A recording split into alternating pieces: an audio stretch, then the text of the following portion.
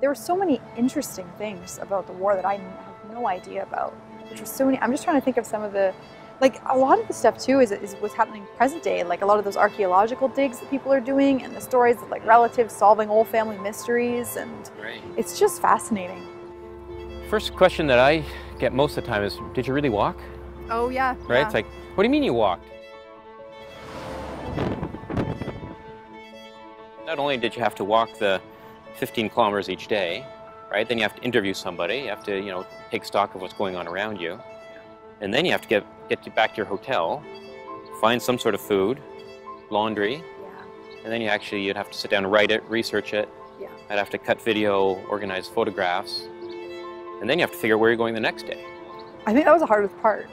Yeah. Is like figuring, because the French and the Belgians seemed to have holidays every week, and all the hotels were always booked.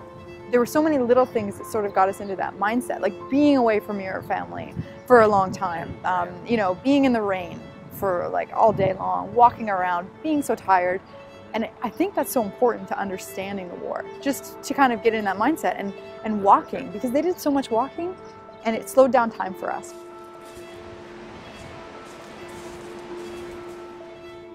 And to be able to live it that way so closely, especially for things that aren't so esoterically in the past, that they have no resonance anymore. I mean, here's like real life people. You meet relatives, you see bullet holes in walls all over the place. You find hand grenades, you know, in fields.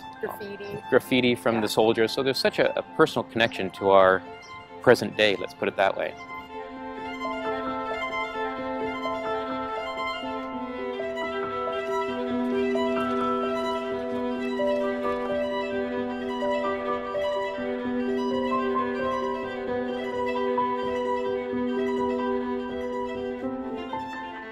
Totally amazed. I mean, that we'd be walking along this totally empty patch between two farmers' fields for hours, and then all of a sudden there's a little Commonwealth graveyard.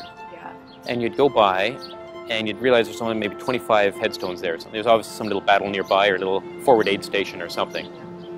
Immaculately kept. I mean, flowers were pristine, the grass was cut, you know, all the wall around it was perfect. And then you might look in the visitor's guidebook, in the visitor's registry, and you might realize nobody's visited this place for 2 years or something. Yeah.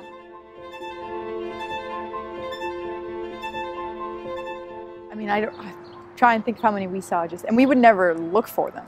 No, we would always just find them, right? Like they would just kind of show up. You didn't have to kind of put them on your itinerary. Yeah, that's it. And most of them, you wouldn't even know they existed, really.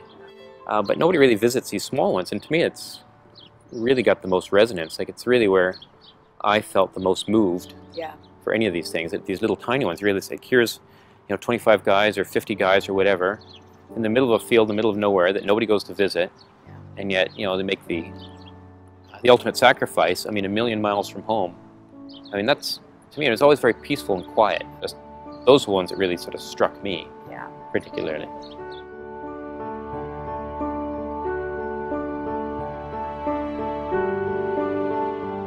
It'd be incredible to just have that looming over your head, I mean, throughout, especially when you actually get to walk that territory, when you're actually walking in the steps of the soldiers. What's really interesting is that I can't like get out of World War I.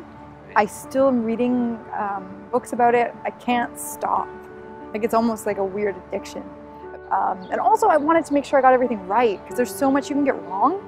Like, we were given this chance to do this project, and you just don't want to screw it up in any way. That was like the most intimidating thing, because it's so much as we get a chance to do something like this. You know, you feel quite proud that you were able to do that sort of physical journey and still come up with the goods. I mean, there's some excellent stories. We did such a great job at researching and putting them together. You know, we seemed to strike a chord with people. Like, people really seemed to enjoy what we were doing. So to be able to do that in amongst the rain, in amongst the searches for food, and in amongst the search for shelter and everything else, you know, you get kind of proud of the accomplishment, let's put it that way. Yeah, it's like a once in a lifetime sort of story. Right? Yeah, no, I think that's right. Yeah, it was great.